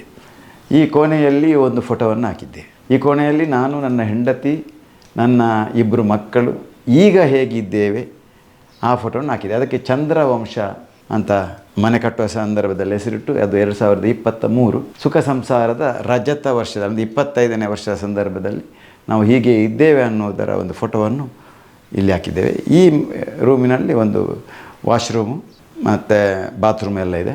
ಇಲ್ಲಿ ನಾವು ಇದ್ದರೆ ನನ್ನ ಮನೆಯ ಎದುರುಗಡೆಯ ಭತ್ತದ ಗದ್ದೆಯ ಚಿತ್ರಣ ಕಾಣ್ತದೆ. ಈ ಬದಿಯಲ್ಲಿದ್ದರೆ ಅಲ್ಲಿಯ ಕೆಲವು ತೋಟದ ವ್ಯವಸ್ಥೆ ಕಾಣ್ತದೆ. ಮೇಲೆ ಬಲಬದಿಯಲ್ಲಿ ನಮ್ಮ ಡ್ರ್ಯಾಗನ್ ಫ್ರೂಟ್ಸಿನ ತೋಟ ಮತ್ತು ತೆಂಗಿನ ತೋಟ ಕಾಣ್ತದೆ. ಅದಕ್ಕಾಗಿ ಇಲ್ಲಿ ಕಿಟಕಿಗಳನ್ನು ಈ ರೀತಿ ಅಳವಡಿಸಿದ್ದೇವೆ. ಸೊ ನಿಮ್ಮ ಮನೆಯ ಹಿಂಭಾಗದಲ್ಲಿ ಸಂಪೂರ್ಣ ನೀವೊಂದು ನಿಂತರೆ ಒಂದು ನೆಮ್ಮದಿ ಅಥವಾ ಎಷ್ಟು ಖುಷಿ ಆಗುತ್ತೆ ಸರ್? ಈಗ ಈ ಮನೆಯ ಹೊರಭಾಗದಲ್ಲಿ ನಿಂತಾಗ ಅಥವಾ ಈ ಮನೆ ನಿಮ್ಮ ಕನಸಲ್ವಾ? ಈ ಮನೆಯನ್ನು ಕಟ್ಟುವಂಥ ಸಂದರ್ಭದಲ್ಲಿ ಹೀಗೆಲ್ಲ ಕನಸು ಕಂಡಾಗ ಇದು ಸಾಕಾರಗೊಂಡಾಗ ಏನು ಅನ್ಸುತ್ತೆ? ಈ ಮನೆ ಕಟ್ಟುವ ಸಂದರ್ಭದಲ್ಲಿ ಈ ಮನೆಯನ್ನು ಇದೇ ಜಾಗದಲ್ಲಿ ಕಟ್ಟಬೇಕಂತ ನಾನು ತೀರ್ಮಾನ ಮಾಡಿದೆ. ಯಾಕಂದರೆ ಈ ಮನೆ ಕಟ್ಟಿದ ಕೂಡಲೇ ಹಿಂದುಗಡೆಯಿಂದ ನಮಗೆ ಈ ಮನೆಯ ಹಿಂದುಗಡೆ ಏನೆಲ್ಲ ನಮ್ಮ ತೋಟ ಜಾಗ ಇದೆ ಅದು ಸಂಪೂರ್ಣವಾಗಿ ಕಾಣಬೇಕು. ಮುಂದುಗಡೆ ನಮ್ಮ ಆ ಸಿಟ್ಔಟ್ನಲ್ಲಿ ಕುಳಿತರೆ ಎದುರುಗಡೆಯ ಜಾಗ ಪೂರ್ತಿ ಕಾಣಬೇಕು ಅನ್ನೋ ಉದ್ದೇಶವನ್ನು ಇಟ್ಕೊಂಡು ಈ ಜಾಗದಲ್ಲೇ ಮನೆಯನ್ನು ಕಟ್ಟಿದ್ದೇವೆ. ಇದೊಂದು 3.5 ಎಕರೆ ಜಾಗವನ್ನು ನಾವು ಖಾಲಿ ಬಿಟ್ಟದ್ದು ಗದ್ದೆಗಾಗಿ. ಹಿಂದುಗಡೆ ಎಲ್ಲ ನಮ್ಮದು ತೋಟ ಇದೆ. ಈಗಿನ ದಿನಗಳಲ್ಲಿ ಭತ್ತದ ಕೃಷಿಯನ್ನು ಮಾಡುವವರೇ ಕಡಿಮೆ ಆಗಿದೆ. ಅದಕ್ಕೆ ಬೇಕಾದಂಥ ಎಲ್ಲ ವ್ಯವಸ್ಥೆಗಳಾಗಲಿ ಜನಗಳಾಗಲಿ ಇಲ್ಲಿ ಸಿಗುವುದಿಲ್ಲ. ಆದರೂ ನನಗೊಂದು ಆಸೆ ಇತ್ತು. ನಮ್ಮ ಹಿರಿಯರ ಕಾಲದಿಂದ ನಾವು ಭತ್ತದ ಕೃಷಿಯನ್ನೇ ಮಾಡಿಕೊಂಡು ಬಂದವರು. ಅದಕ್ಕಾಗಿ ಈ ಒಂದು 3.5 ಎಕರೆ ಜಾಗದ ಸುತ್ತ ಇದಕ್ಕೆ ಕಟ್ಟಪುಣಿ ಅಂತಾರೆ. ಆ ಕಟ್ಟಪುಣಿಯಲ್ಲಿ ತೆಂಗಿನ ಗಿಡಗಳನ್ನು ಹಾಕಿದ್ದೇವೆ. ನಡುವೆ ಒಂದು ರಸ್ತೆಯನ್ನು ಈ ಮನೆಗೆ ಸಮಾಂತರವಾಗಿ ನಿರ್ಮಿಸಿದ್ದೇವೆ. 2 ಇಕ್ಕೆಲಗಳಲ್ಲೂ ಒಂದೇ ಗದ್ದೆ ಇತ್ತು ಅದು ಮೊದಲು. ಈ ರಸ್ತೆ ಬಂದ ನಂತರ 2 ಭಾಗಗಳೇ ಆದರೂ ಒಂದು ಬೆಳೆಯನ್ನು ನಾವು ಇದರಲ್ಲಿ ತೆಗಿತಾ ಇದ್ದೇವೆ. ಎಣೆಲು ಅಂದರೆ ತಮಗೆ ಗೊತ್ತು, ಎಣೆಲು ಬೆಳೆ. ಎಣೆಲು ಬೆಳೆಯನ್ನು ಇದರಲ್ಲಿ ನಾವು ಮಾಡ್ತಾ ಇದ್ದೇವೆ. ಅದು ಬೆಳೆದು ನಿಂತು ಪೈರು ಮಾಗುವ ಸಂದರ್ಭದಲ್ಲಿ ಇದು ನೋಡೋದೇ ಒಂದು ಬಹಳ ಚೆಂದ. ಹಿಂದೆ ನಮಗದು ಚೆಂದ ಕಾಣ್ತಿರಲಿಲ್ಲ, ಎಲ್ಲ ಕಡೆ ಅದೇ ಇತ್ತು. ಆದರೆ ಈಗ ಆಗಲ್ಲ. ಎಲ್ಲೂ ನಮಗೆ ಹತ್ತಿರದಲ್ಲಿ ಇಲ್ಲಿ ಭತ್ತದ ನಮ್ಮ ಇಡೀ ಗ್ರಾಮದಲ್ಲಿ ಎಲ್ಲೂ ಭತ್ತದ ಕೃಷಿಯನ್ನು ಮಾಡ್ತಾಯಿಲ್ಲ. ಇಲ್ಲಿ ಇದು ನಾವು ಭತ್ತದ ಕೃಷಿಯನ್ನು ಮಾಡೋದರಿಂದ ಅದೊಂದು ನೋಡಲಿಕ್ಕೆ ಚೆಂದ ಇದೆ. ಅದು ಮಳೆಗಾಲದಲ್ಲಿ ಇರ್ಬೋದು. ಇಲ್ಲಿ ಕುಳಿತು ಒಂದು ನೋಡೋದಕ್ಕೆ ಬಹಳ ಮನಸ್ಸಿಗೆ ನೆಮ್ಮದಿಯನ್ನು ಖುಷಿಯನ್ನು ಕೊಡ್ತದೆ. ಅದಕ್ಕಾಗಿ ನಾನು ಪ್ರತಿ ವರ್ಷ ಒಂದು ಎಣ್ಣೆಳು ಬೆಳೆಯನ್ನು ಇಲ್ಲಿ ಮಾಡಬೇಕಂತ ತೀರ್ಮಾನ ಮಾಡಿದ್ದೇನೆ. ಮನೆ ಕಟ್ಟುವಾಗ ನಿಮಗೆ ಇಲ್ಲಿ ಕಾಣುವಂಥದ್ದು ಎಷ್ಟು ಜಾಗ ಕಣ್ಣಿಗೆ ಎಟಕುವಷ್ಟು ಕಾಣ್ತದಲ್ಲ, ಇದೆಲ್ಲ ನಮ್ಮದು ಜಾಗ. ಎಷ್ಟು ಕಣ್ಣಿಗೆ ಎಟಕ್ತದೆ ಇದೆಲ್ಲ ಇಲ್ಲಿಂದ ಅಲ್ಲಿ ಮೇಲಿಂದ ಕಾಣುವಂಥದ್ದು. ಲೆಫ್ಟ್ ಸೈಡ್ನಲ್ಲಿರುವಂತಹ ತೆಂಗಿನ ತೋಟ, ಹಿಂದುಗಡೆ ಇರುವಂಥ ಡ್ರ್ಯಾಗನ್ ಫ್ರೂಟ್ಸಿನ ತೋಟ, ಇದರ ಮೇಲಿನ ಒಂದು ಲೆವೆಲ್ನಲ್ಲಿ ಕಾಣುವಂಥ ಹಲಸು ಮತ್ತು ರಂಬುಟನ್ ಮತ್ತು ಬಟರ್ ಫ್ರೂಟು, ಮಾವು, ಹಾಗೆ ಬೇರೆ ಬೇರೆ ತಳಿಯ ಹಣ್ಣಿನ ತೋಟ ಅದು ಮೇಲಿನ ತನಕ ಕಾಣ್ತದೆ. ಆಮೇಲೆ ಸ್ವಲ್ಪ ಜಾಗದಲ್ಲಿ ಸ್ವಲ್ಪ ಗುಡ್ಡ ಕಾಣ್ತದೆ. ಆದ್ದರಿಂದ ನನ್ನದೊಂದು ಮನಸ್ಸಿನಲ್ಲಿ ಏನಿತ್ತ ಅದು ಸಾಕಾರಗೊಂಡಿದೆ. ಯಾವಾಗಲೊಮ್ಮೆ ಈ ಜಾಗದಲ್ಲಿ ಕುಳಿತು, ಅದು ಮಳೆಗಾಲದಲ್ಲಿ ಒಂದು ಕುಳಿತು ಅದನ್ನು ನೋಡುವ ಖುಷಿ, ಯಾರಾದರೂ ಒಟ್ಟಿಗೆ ಇದ್ದಲ್ರಿ ಅದನ್ನು ನೋಡುವ ಖುಷಿಯೇ ಬೇರೆ. ಇಲ್ಲಿ ಕುಳಿತುಕೊಂಡು ತಾವು ಕುಳಿತುಕೊಳ್ಬೋದು. ಇದು ಎಲ್ಲ ಚಿತ್ರಣ ಕಾಣ್ತದೆ. ಮಳೆಗಾಲದಲ್ಲಿ ಆಗುವಂಥ ಕೆಲವು ಚಟುವಟಿಕೆ ಇರ್ಬೋದು, ಅದು ಮಿಂಚು ಬರುವಂಥದ್ದು ಇರ್ಬೋದು, ಸಿಡಿಲು ಬೀಳುವಂಥದ್ದು ಇರ್ಬೋದು, ಅಥವಾ ಮಳೆಯ ರಭಸ, ಅದು ಬೇರೆ ಬೇರೆ ರೀತಿಯಲ್ಲಿ ಮಳೆ ಗಾಳಿಗೆ ಇದಾಗುವಂಥದ್ದು, ಮತ್ತು ಗಿಡ ಮರಗಳು, ತೆಂಗಿನ ಗಿಡಗಳು ಗಾಳಿಗೆ ಮಳೆಗೆ ಬಾಗುವಂಥದ್ದು, ತೂಗುವಂಥದ್ದು, ಅದನ್ನು ನೋಡಲಿಕ್ಕೆ ಬಹಳ, ಅದು ನೋಡುವಾಗಲೇ ನೋಡಿದವರಿಗೆ ಮಾತ್ರ ಅದು ಗೊತ್ತಾಗ್ತದೆ. ಅಷ್ಟು ಸುಂದರವಾದ ಅದು. ಮತ್ತು ಏನಂದರೆ ಈಗ ಸ್ವಲ್ಪ ಬೇಸಿಗೆ ಕಾಲ ಆದ್ದರಿಂದ ಸ್ವಲ್ಪ ಬೇರೆ ಗುಡ್ಡ ಎಲ್ಲ ಡ್ರೈ ಕಾಣ್ತಾ ಇದೆ. ಮಳೆಗಾಲದಲ್ಲಂತೂ ಇದು ಎಲ್ಲ ಜಾಗ ಹಚ್ಚ ಹಸಿರಾಗಿ ಕಾಣುವಂಥದ್ದು. ಸರ್, ಕೆಳಭಾಗದಲ್ಲಿ ಒಂದು ಮಂಟಪ ಇದೆ, ಅದು ಮಂಟಪ. ಅದಕ್ಕೆ ಆ ಮಂಟಪಕ್ಕೂ ಚಂದ್ರ ಮಂಟಪ ಅಂತ ಹೆಸರಿಟ್ಟಿದ್ದೇನೆ. ಯಾಕಂದರೆ ನನ್ನ ಎಲ್ಲ ಒಂದು ಹೆಸರುಗಳಲ್ಲಿ ಚಂದ್ರ ಅನ್ನುವ ಒಂದು ಶಬ್ದವನ್ನು ಹಾಕಿಕೊಂಡು ಚಂದ್ರ ತೋಟ ಇರ್ಬೋದು, ಚಂದ್ರ ಲೋಕ ಇರ್ಬೋದು, ಮತ್ತು ಉಳಿದ ತಾವು ಹೆಸರುಗಳನ್ನು ನೋಡಿದಿರಿ ಎಲ್ಲ ಚಂದ್ರ ಅನ್ನೋ ಹೆಸರನ್ನು ನಾನು ಹಾಕಿಯೇ ಅದನ್ನೆಲ್ಲ ಮಾಡಿದ್ದೇನೆ.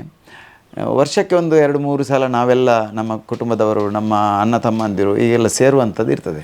1-2 ಕಾರ್ಯಕ್ರಮಗಳನ್ನು ಮಾಡುವಂಥ ಇರ್ತದೆ. ಅದಕ್ಕಾಗಿ ಈ ಒಂದು ವೇದಿಕೆಯನ್ನು ನಾವು ನಿರ್ಮಿಸಿದೆ. ಚಂದ್ರ ಮಂಟಪ ಅಂತ ವೇದಿಕೆಯನ್ನು ನಿರ್ಮಿಸಿದೆ. ಎದುರುಗಡೆ ಒಂದು 200-300 ಜನ ಕುಳಿತು ಕಾರ್ಯಕ್ರಮವನ್ನು ವೀಕ್ಷಿಸುವಂಥದ್ದು ಮಾಡಲಿಕ್ಕೆ ಆಗ್ತದೆ. ಹಾಗೆ ನಮ್ಮ ಕಾರ್ಯಕ್ರಮ ಆ ವೇದಿಕೆಯಲ್ಲಿ ನಡೀತದೆ, ನಾವೆಲ್ಲ ಒಟ್ಟಿಗೆ ಸೇರುವಂಥ ಸಂದರ್ಭದಲ್ಲಿ. ಹಾಗೆ ನಮ್ಮ ಸುತ್ತಮುತ್ತಲೂ ಯಾರಾದರೂ ಸಣ್ಣ ಕಾರ್ಯಕ್ರಮ ಮಾಡೋದಾದ್ರೆ ಆ ವೇದಿಕೆಯನ್ನು ನಾವು ಅವರಿಗೆ ಫ್ರೀಯಾಗಿ ಬಿಟ್ಟುಕೊಡ್ತದೆ. ಇಲ್ಲೆಲ್ಲ ಸುತ್ತಮುತ್ತ ಭಜನಾ ಮಂಡಳಿಯವರು ಅಂಥದ್ದವರೆಲ್ಲ ಇದ್ದವರಿಗೂ ಅಲ್ಲಿ ಅವಕಾಶ ಇದೆ. ಹಾಗೆ ಅದರ ಬದಿಯಲ್ಲಿ ಒಂದು ಸಣ್ಣ ಶೆಡ್ ಇದೆ.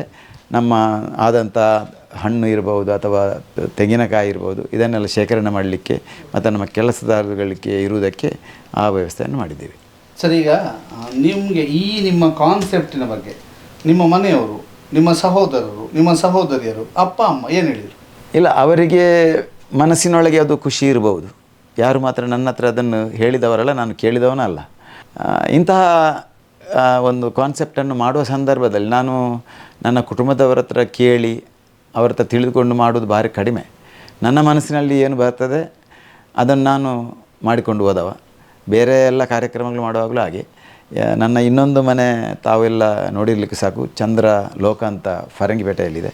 ಅದನ್ನು ಕೂಡ ನಾನು ನನ್ನ ಮನಸ್ಸಿನಲ್ಲಿ ಇಟ್ಕೊಂಡು ವಾಸ್ತು ಅಂತ ತುಂಬ ಅದಕ್ಕೆ ಒತ್ತನ್ನು ಕೊಡಲಿಲ್ಲ. ನಾನು ಗಾಳಿ ಬೆಳಕೆ ವಾಸ್ತು ಅಂತ ನಂಬಿದವನು ನಾನು.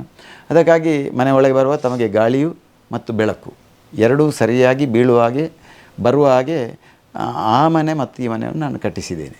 ಸರ್, ಈಗ ನಿಮಗೆ ಇಬ್ಬರು ಸಹೋದರ, ಇಬ್ಬರು ಅಣ್ಣ, ಇಬ್ಬರು ತಮ್ಮ, ಇಬ್ಬರು ತಂಗಿ, ಹೇಗೆ ಅದು?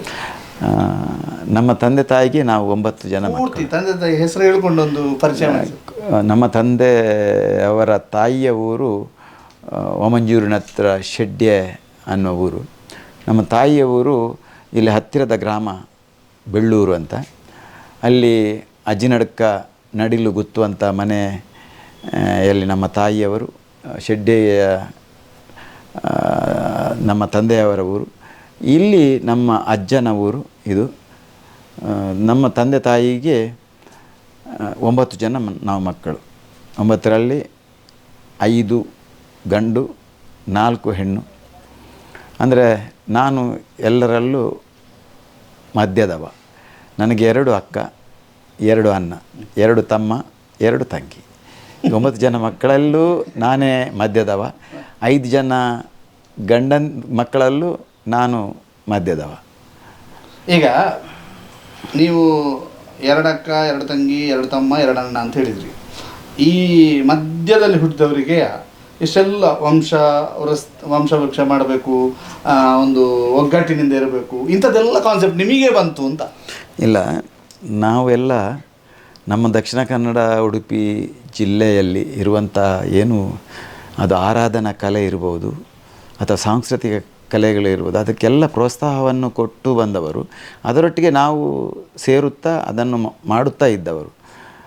ಕೃಷಿಕ ಕುಟುಂಬ ಆದ್ದರಿಂದ ನಮ್ಮ ಚಿಕ್ಕಂದಿನಲ್ಲಿ ದೊಡ್ಡ ಸಾಗುವಳಿ ಇದ್ದಂಥ ನಮ್ಮ ಮನೆ, 4-5 ಜೊತೆ ಕೋಣಗಳು ಇದ್ದಂಥ ಮನೆ.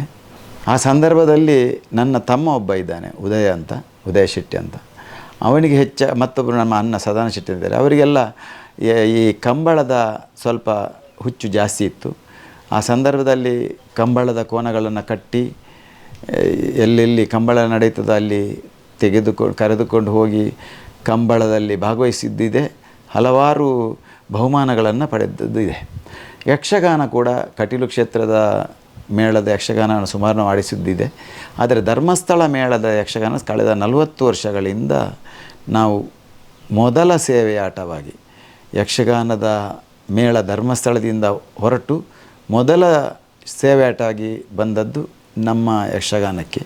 ಆದ್ದರಿಂದ ಯಕ್ಷಗಾನದ ಕಲಾವಿದರು, ಯಕ್ಷಗಾನದ ಮೇಳದ ವ್ಯವಸ್ಥಾಪಕರದೆಲ್ಲ ನಮಗೆ ಹೆಚ್ಚಾಗಿ ಪರಿಚಯ ಮತ್ತು ಅದರ ಒಟ್ಟಿಗೆ ಒಂದು ದೊಡ್ಡ ನಂಟು. ನನ್ನ ದೊಡ್ಡ ಅಣ್ಣ ಬಹಳ ಆಸಕ್ತಿ ಇದ್ದವರು, ನನ್ನ ದಿವಂಗತ ಕರುಣಾಕರ್ ಶೆಟ್ಟಿಯವರು.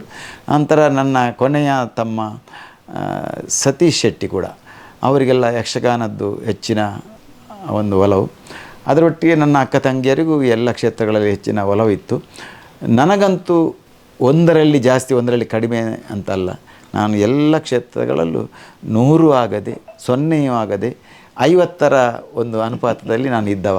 ಆದ್ದರಿಂದ ನಮಗೂ ಕೂಡ ನಾಟಕ ರಂಗದ ಎಲ್ಲ ಕಲಾವಿದರು, ಹೆಚ್ಚಿನ ಎಲ್ಲ ಕಲಾವಿದವರು ಭಾರಿ ಆತ್ಮೀಯರು. ಯಕ್ಷಗಾನದ ರಂಗದ ಕಲಾವಿದರು ಕೂಡ ಆತ್ಮೀಯರು.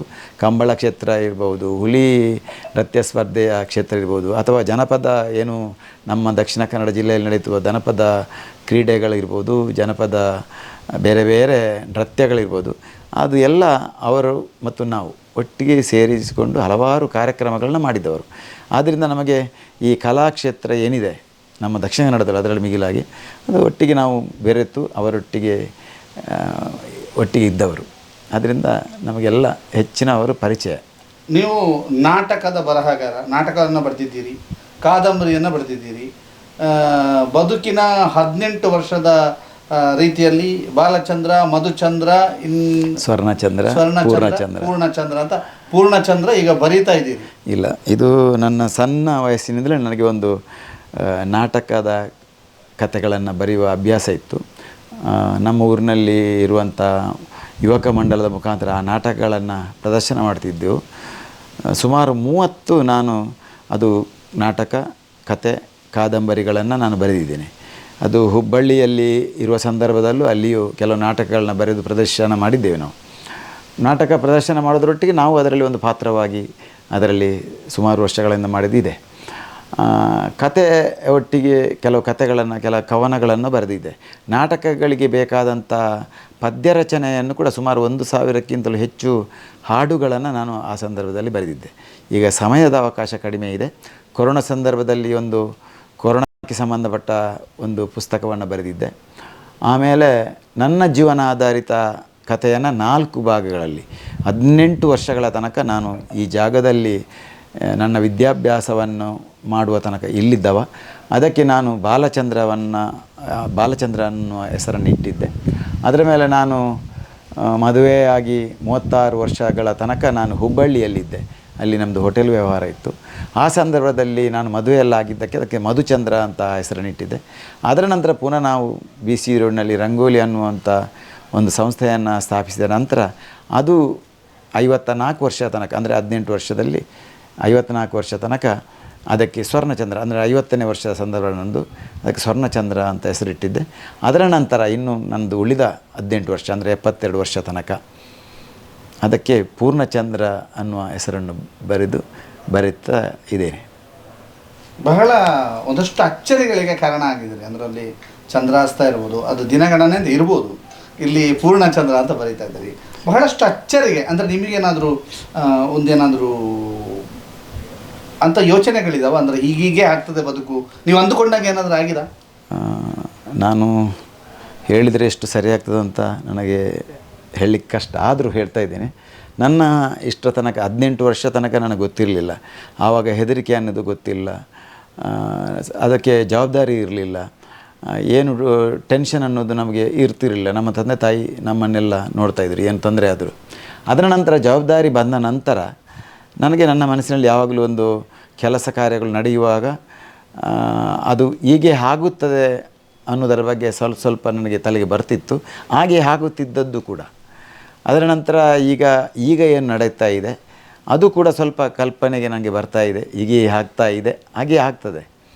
ನನ್ನ ಬದುಕಿನಲ್ಲಿದೆ, ನಾನು 72 ವರ್ಷನೇ ಬದುಕುವುದು. ನಮ್ಮ ತಂದೆಯವರು ಬದುಕಿದ್ದು 72 ವರ್ಷ, ನಾನು ಅಷ್ಟೇ ವರ್ಷ ಬದುಕಬಹುದು ಅನ್ನೋ ಒಂದು ಭಾವನೆ ಇತ್ತು. ಆದರೂ ನಾನು 80 ವರ್ಷ 8 ವರ್ಷ ಮುಂದೆ ಇಟ್ಟಿದ್ದೇನೆ. ಇದನ್ನು 72 ವರ್ಷಕ್ಕೆ ಪೂರ್ಣಚಂದ್ರವನ್ನು ಮುಗಿಸ್ತಾ ಇದ್ದೇನೆ. ಬಾಲಚಂದ್ರ ಇರ್ಬೋದು, ಮಧುಚಂದ್ರ ಇರ್ಬೋದು, ಸ್ವರ್ಣಚಂದ್ರ ಇರ್ಬೋದು, ಪೂರ್ಣಚಂದ್ರ ಇರ್ಬೋದು, ಅದರಲ್ಲಿ ಒಂದೊಂದು ಪಾಯಿಂಟನ್ನು ಹಾಕಿದ್ದೇನೆ. ನಾನು ನನ್ನ ಜೀವನದಲ್ಲಿ ನಡೆದಂಥ ಒಂದೊಂದು ಪಾಯಿಂಟಿಗೆ ಒಂದು ಹೆಡ್ಡಿಂಗನ್ನು ಇಟ್ಟು ಅದರ ಬಗ್ಗೆ ಬರೆದಿದ್ದೇನೆ. ಇದು ಕೂಡ 72ರ ಎಂಡ್ ವರ್ಷ ಆಗುವಾಗ ಅದು ಹೇಳಲಿಕ್ಕೆ ಬರೋದಿಲ್ಲ. ನನ್ನ ಮರಣ ಆಗಿರ್ಬೋದು, ಏನು ಜನನ ಆಗಿದೆಯಾ ಅದು ಮರಣ ಆಗ್ಬೋದು. ಅಂದರೆ ನನ್ನ ತಂದೆಯ ಏಜು 72ಕ್ಕೆ ಅವರು ತೀರ್ಕೊಂಡಿದ್ದಾರೆ, ನಂದು ಆಗ್ಬೋದು ಅಂತ ಒಂದು ಕಲ್ಪನೆ ಇದೆ. ಮತ್ತು ಬದುಕಿದರೆ ಎಷ್ಟು ಇರ್ಬೋದು ಅಂದರೆ 80 ವರ್ಷಕ್ಕೆ ಬದುಕಿದರೆ ಅದು ಸಹಸ್ರಚಂದ್ರ ದರ್ಶನ ಅನ್ನೋ ರೀತಿಯಲ್ಲಿ ನಾನು ಬರೆದಿಟ್ಟಿನಿ. ಅದೊಂದು ಕಲ್ಪನೆ. ಅದು ಯಾವಾಗ ದೇವರ ಆಯುಷ್ಯದಿಂದ ನಮಗೆ ಯಾರಿಗೂ ಗೊತ್ತಿಲ್ಲ, ಅದರ ಮೊದಲು ಆಗ್ಬೋದು. ಸರ್, ಈ ಚಂದ್ರ ತೋಟ ಇವೆಲ್ಲದರ ಬಗ್ಗೆ ಇನ್ನೂ ಕೂಡ ಬಹಳಷ್ಟು ವಿಶೇಷತೆಗಳಿದ್ದಾವೆ. ಇಲ್ಲಿ ಈಗ ಒಂದು ಹಿಂಟ್ ಕೊಟ್ಟು ಬಿಡ್ತೀನಿ ಸ್ಟೋರಿಯ ಎಂಡಲ್ಲಿ. ಇಲ್ಲಿ ಒಂದು ಅನ್ನುವಂಥ ಒಂದು ಕಾನ್ಸೆಪ್ಟನ್ನು ಮಾಡಿದ್ದಾರೆ. ಯಾರು ಇವರ ಕುಟುಂಬಸ್ಥರಲ್ಲಿ ತೀರ್ಕೊಳ್ತಾರೆ, ಅಂದರೆ ಇವರ ಅಣ್ಣ ತಮ್ಮಂದರಲ್ಲಿ ತೀರ್ಕೊಂಡಿದ್ದಾರೆ, ಅಪ್ಪ ಅಮ್ಮ ಅಣ್ಣ ಅವರೆಲ್ಲರ ಹೆಸರುಗಳನ್ನು ಬರೆದು ಒಂದು ಸ್ತೂಪವನ್ನು ರಚನೆ ಮಾಡಿದ್ದಾರೆ. ಹಾಗಂತೇಳಿ ಉಳಿದ 9 ಜನರದ್ದು ಅಂದರೆ ಉಳಿದವ್ರದ್ದು ಕೂಡ ಹೆಸರುಗಳು ಅಲ್ಲಿ ಇದೆ, ಅದನ್ನು ತೆರೆದಿಲ್ಲ. ಅದು ಯಾವಾಗ ಅಂಥ ಘಟನೆಗಳು ಸಂಭವಿಸ್ತಾ ಆಗ ತೆರಿಬೇಕು ಅನ್ನುವಂಥದ್ದನ್ನು ಅವರ ಮಕ್ಕಳಿಗೆ ಹೇಳಿಬಿಟ್ಟಿದ್ದಾರೆ. ಇದನ್ನು ಮುಂದಿನ ಒಂದು ದಿನದಲ್ಲಿ ಬಂದು ಆ ಒಂದು ವರದಿಯನ್ನು ಕೂಡ ನಿಮಗೆ ನಿಮ್ಮ ಮುಂದೆ ತೋರಿಸ್ಲಿಕ್ಕಿದೆ. ಈಗ ಸ್ವಲ್ಪ ಅಲ್ಲಿ ಡಿಸ್ಟರ್ಬೆನ್ಸ್ ಇದ್ದಾವೆ, ಅದಕ್ಕೋಸ್ಕರ ಆ ವರದಿಯನ್ನು ಇವತ್ತು ಮಾಡ್ತಾ ಇಲ್ಲ. ಸರ್, ನಿಮ್ಮ ಉದ್ಯಮದ ಬಗ್ಗೆ ಹೇಳಿ ಸರ್. ಹುಬ್ಬಳ್ಳಿಯಲ್ಲಿ ಈಗಲೂ ನಮ್ಮದು ಹೋಟೆಲ್ ಉದ್ಯಮ ಇದೆ. ಮತ್ತೊಂದು ನಮ್ಮದು ಅಲ್ಲಿ ಮಂಗಳೂರು ಶುಭ ಬೀಡಿ ಅನ್ನೋದು ಒಂದು ಬೀಡಿಯ ಸಂಸ್ಥೆಯ ಶುಭ ಬೀಡಿಯ ಮಾರ್ಕೆಟಿಂಗ್ ವ್ಯವಸ್ಥೆಯು ನಮ್ಮಲ್ಲಿದೆ. 25 ವರ್ಷಗಳ ಹಿಂದೆ ನಾವು ಬಂಟ್ವಾಳದ BC ರೋಡ್ನಲ್ಲಿ ರಂಗೋಲಿ ಅನ್ನುವ ಒಂದು ವಸತಿ ಸಮುಚ್ಚಯ ಮತ್ತು ಊಟದ ವ್ಯವಸ್ಥೆ ಇರುವಂಥ ಹೋಟೆಲನ್ನು ಸ್ಥಾಪಿಸಿದ್ದೇವೆ. ಅದರ ಮೊದಲು ಹುಬ್ಬಳ್ಳಿಯಲ್ಲೂ ರಂಗೋಲಿ ಅನ್ನೋ ಒಂದು ಸಂಸ್ಥೆ ಇತ್ತು. ಈಗ ಕುಡ್ಲಾ ಬಾರ್ ಆ್ಯಂಡ್ ರೆಸ್ಟೋರೆಂಟ್ ಅನ್ನೋ ಒಂದು ಸಂಸ್ಥೆ ಇದೆ. ಮತ್ತು ನಮ್ಮ ದಕ್ಷಿಣ ಕನ್ನಡದಲ್ಲಿ ಬಹಳ ವರ್ಷಗಳಿಂದ ಒಂದು ಕ್ಯಾಟ್ರಿಂಗ್ ಸಂಸ್ಥೆ ಇದೆ, ತುಳುನಾಡು ಫುಡ್ಡು ಕ್ಯಾಟ್ರಿಂಗ್ ಸರ್ವಿಸ್ ಅಂತ. ಆ ಸಂಸ್ಥೆ ಮಂಗಳೂರಿನಲ್ಲಿ ಕೆಲಸ ಮಾಡ್ತಾಯಿದೆ. ದೊಡ್ಡ ದೊಡ್ಡ ಕ್ಯಾಟ್ರಿಂಗ್ ವ್ಯವಸ್ಥೆಗಳನ್ನ ಅದರ ಮೂಲಕ ನಾವು ಮಾಡಿದ್ದೇವೆ. ಮತ್ತು ಈಗ ರಂಗೋಲಿಯನ್ನು ಕಳೆದ ಸ್ವಲ್ಪ ಸಮಯದ ಹಿಂದೆ 25 ವರ್ಷ ತುಂಬುವ ಸಂದರ್ಭದಲ್ಲಿ ಪುನಃ ಅದನ್ನು ರಿನ್ವೇಷನ್ ಮಾಡಿ ಹೆಚ್ಚಿನ ಕೆಲವು ವ್ಯವಸ್ಥೆಗಳನ್ನು ಅದಕ್ಕೆ ಸೇರ್ಪಡಿಸಿ ಒಂದು ಉತ್ತಮವಾದ ನಮ್ಮ ಬಂಟ್ವಾಳ ತಾಲೂಕಿನಲ್ಲಿ ಉತ್ತಮವಾಗಿ ಇರುವಂಥ ಒಂದು ಬಾರ್ ಆ್ಯಂಡ್ ರೆಸ್ಟೋರೆಂಟ್, ಅದರೊಟ್ಟಿಗೆ AC ಇರುವಂಥ ಒಂದು ಸಭಾಂಗಣ, AC ಇಲ್ಲದ ಇರುವಂಥ ಒಂದು ಸಭಾಂಗಣ, ಮತ್ತು ಒಂದು 27 ಕೊಠಡಿಗಳನ್ನೊಳಗೊಂಡಂಥ ಒಂದು AC ರೂಮ್ಗಳನ್ನ ವ್ಯವಸ್ಥೆ ಇರುವಂಥ ಒಂದು ಹೋಟೆಲಿನ ವ್ಯವಸ್ಥೆ ನಮ್ಮ BC ರೋಡ್ನಲ್ಲಿದೆ. ಈ ರೀತಿ ನಮ್ಮ ಉದ್ಯಮ ನಡೀತಾ ಇದೆ. ಇಲ್ಲಿ ತೋಟದಲ್ಲಿ ನಮ್ಮದು ಸುಮಾರು ಬೇರೆ ಬೇರೆ ರೀತಿಯ ಹಣ್ಣಿನ ಬೆಳೆಯನ್ನು ನಾವು ಮಾಡಿದ್ದೇವೆ. ತೆಂಗಿನ ತೋಟ ಇದೆ. ಮುಖ್ಯವಾಗಿ ದಕ್ಷಿಣ ಕನ್ನಡ ಜಿಲ್ಲೆಗೆ ಪ್ರಥಮವಾಗಿ ಪರಿಚಯಿಸಿದ್ದು ಈ ಡ್ರ್ಯಾಗನ್ ಫ್ರೂಟ್ಸ್ ಅನ್ನೋ ಒಂದು ವಿದೇಶಿ ಹಣ್ಣನ್ನು. ಕೋವಿಡ್ ಸಂದರ್ಭದಲ್ಲಿ ನಾನು ಇದನ್ನು ಈ ಊರಿನಲ್ಲಿ ಆಗುತ್ತದಾ ಇಲ್ಲ ಅಂತ ಧೈರ್ಯ ಇರಲಿಲ್ಲ.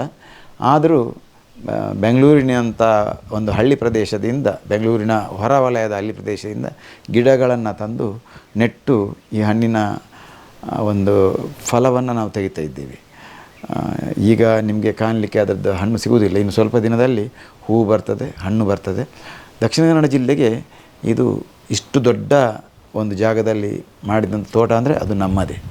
ಇದರ ಒಟ್ಟಿಗೆ ಮಾವಿನ ಹಣ್ಣಿನ ತೋಟ, ಹಲಸಿನ ಹಣ್ಣಿನ ತೋಟ. ಹಲಸಿನ ಹಣ್ಣು ಅಂದ ಕೂಡಲೇ ಹಳ್ಳಿಯಲ್ಲಿ ಮೊದಲು ಸಿಗ್ತಿದ್ದಂಥ ಹಲಸಿನ ಹಣ್ಣುಗಳ ಎಲ್ಲ ವಿಶೇಷವಾದಂಥ ತಳಿಗಳು, ಮಾವಿನ ಹಣ್ಣು ಕೂಡ ವಿಶೇಷವಾದಂಥ ತಳಿಗಳು. ಅದರೊಟ್ಟಿಗೆ ಬೆಣ್ಣೆಹಣ್ಣು ಅಂತ ಹೇಳ್ತೇವೆ ನಾವು, ಬಟರ್ ಫ್ರೂಟ್ ಅಂತ, ಅದರ ಗಿಡಗಳು, ಬೇರೆ ಬೇರೆ ಜಾತಿಯ ರಂಬುಟನ್ ಅಂತ ಗಿಡಗಳು, ಬೇರೆ ಬೇರೆ ಜಾತಿಯ ಹಣ್ಣಿನ ತಳಿಗಳ ತೋಟ ನಮ್ಮ ಈ ಜಾಗದಲ್ಲಿ ಇದೆ.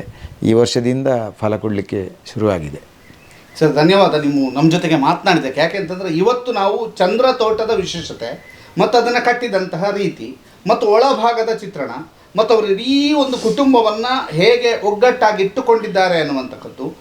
ಅವರ ಮನೆಯಲ್ಲಿ ಗೋಡೆಗಳು ಕಡಿಮೆ ಅಂತ, ಅಂದರೆ ರೂಮ್ ರೂಮ್ ರೂಮ್ ರೂಮ್ ಗೋಡೆ ಗೋಡೆ ಗೋಡೆ ಗೋಡೆ ಇಲ್ಲ, ಬದಲಾಗಿ ಎಲ್ಲರೂ ಒಟ್ಟಾಗಿ ಬದುಕಬೇಕಾದಂತಹ ರೀತಿಯಾದಂಥ ಒಂದು ಮನೆಯನ್ನು ಕಟ್ಟಿದ್ದಾರೆ. ಬಹಳ ವಿಶೇಷವಾದಂತಹ ಮನೆ. ಆ ಮನೆಯಲ್ಲಿ ಇಡೀ ತನ್ನ ಒಂದು ಬದುಕನ್ನು ಚಿತ್ರಿಸಿದ್ದಾರೆ, ಜೊತೆಗೆ ತನ್ನ ಕಡೆಯ ದಿನವನ್ನು ಕೂಡ ಈಗಲೇ ಚಿತ್ರಿಸಿದ್ದಾರೆ. ಅದು ವಿಶೇಷ ಮತ್ತು ಅಚ್ಚರಿ. ಇದರ ಜೊತೆಗೆ ಅವರದ್ದೊಂದು ಕಾನ್ಸೆಪ್ಟು, ಅವರೊಂದು ವಿಶೇಷತೆಗಳು, ಜೊತೆಗೆ ನಮ್ಮ ಹಳ್ಳಿಯ ಸೊಗಡಿನ ಮನೆಯನ್ನು ನಿರ್ಮಾಣ ಮಾಡಬೇಕು, ಅಂಥದ್ರಲ್ಲೇ ಬದುಕಬೇಕು, ಅದೇ ರೀತಿಯಾದಂತಹ ಸೊಗಡು ಜೊತೆಗಿರಬೇಕು ಅನ್ನುವಂತಹ ಒಂದು ವಿಶೇಷ ಆಸಕ್ತಿ. ಮುಂದಿನ ದಿನಗಳಲ್ಲಿ ಅವರ ಚಂದ್ರಲೋಕವನ್ನು ಕೂಡ ಪರಿಚಯ ಮಾಡಿಕೊಡ್ಲಿಕ್ಕಿದೆ. ಅದರ ಜೊತೆಗೆ ಅವರ ವಿಶೇಷವಾದಂಥ ಕೃಷಿ. ಇಡೀ ಗುಡ್ಡದಲ್ಲಿ ಬೋರುಗುಡ್ಡೆ ನಿಕ್ಕದಾಯೆ ಅಥವಾ ಬೋರುಗುಡ್ಡೆ ದಾದಮಲ್ಪುನ ಅಂತ ಹೇಳುವಂಥ ಸಂದರ್ಭ ಇತ್ತು ಸರ್. ಆ ಸಂದರ್ಭದಲ್ಲಿ ಆ ಗುಡ್ಡೆಯಲ್ಲಿ ಮೇಲ್ಭಾಗದಲ್ಲೊಂದು ಕೆರೆಯನ್ನು ನಿರ್ಮಿಸಿ ಇಡೀ ತೋಟವನ್ನು ನಿರ್ಮಿಸಿದಂಥದ್ದು ಅದ್ಭುತ ಚಿತ್ರಣ ಇದೆ. ಅದನ್ನು ಕೂಡ ಮುಂದಿನ ದಿನಗಳಲ್ಲಿ ತೋರಿಸ್ತೇವೆ ಅಂತ ಹೇಳ್ತಾ ಸರ್, ನಮ್ಮ ಜೊತೆಗೆ ಮಾತನಾಡಿದ್ದಕ್ಕೆ ಮತ್ತು ನಿಮ್ಮ ಇಡೀ ಮನೆಯನ್ನು ಪರಿಚಯಿಸಿದ್ದಕ್ಕೆ ಧನ್ಯವಾದ ಸರ್. ಧನ್ಯವಾದ ಸರ್. ಇಷ್ಟು ಹೊತ್ತು ನಮ್ಮ ಜೊತೆಗೆ ಈ ವಿಶೇಷವಾದಂಥ ಯಾವುದೇ ತಯಾರಿ ಇಲ್ಲ, ಏನಿಲ್ಲ, ಏಕಾಏಕಿ ಬಂದಿದ್ದೇವೆ, ಅವ್ರ ಹತ್ರ ಮಾತಾಡಲಿಕ್ಕಿದೆ ಅಂತ ಹೇಳಿದ್ದೇವೆ, ಮನೆ ಪರಿಚಯ ಮಾಡಿಕೊಡಿ ಅಂತ ಹೇಳಿದ್ದೇವೆ. ಸುಂದರವಾಗಿ ಪರಿಚಯ ಮಾಡಿಕೊಟ್ಟಿದ್ದಾರೆ ಸರ್, ಧನ್ಯವಾದ. ಇದು ಈ ದಿನದ ವಿಶೇಷ. ಬಂಟ್ವಾಳ ತಾಲೂಕಿನಲ್ಲಿರ್ತಕ್ಕಂಥ ಒಂದು ವಿಶೇಷವಾದಂಥ ಮನೆಯನ್ನು ಪರಿಚಯ ಮಾಡಿಕೊಡ್ಲಿಕ್ಕೆ ನಮಗೂ ಕೂಡ ಬಹಳಷ್ಟು ಖುಷಿಯಾಗಿದೆ. ಅಶ್ವಥ್ ಶೆಟ್ಟಿ ಜೊತೆಗೆ ದಾಮೋದರ ದುಂಡಲೆ, ಸುದ್ದಿ ನ್ಯೂಸ್, ಬಂಟ್ವಾಳ. ಸುದ್ದಿ ಚಾನಲ್, ಕ್ಷಣ ಕ್ಷಣದ ಸುದ್ದಿಗಾಗಿ.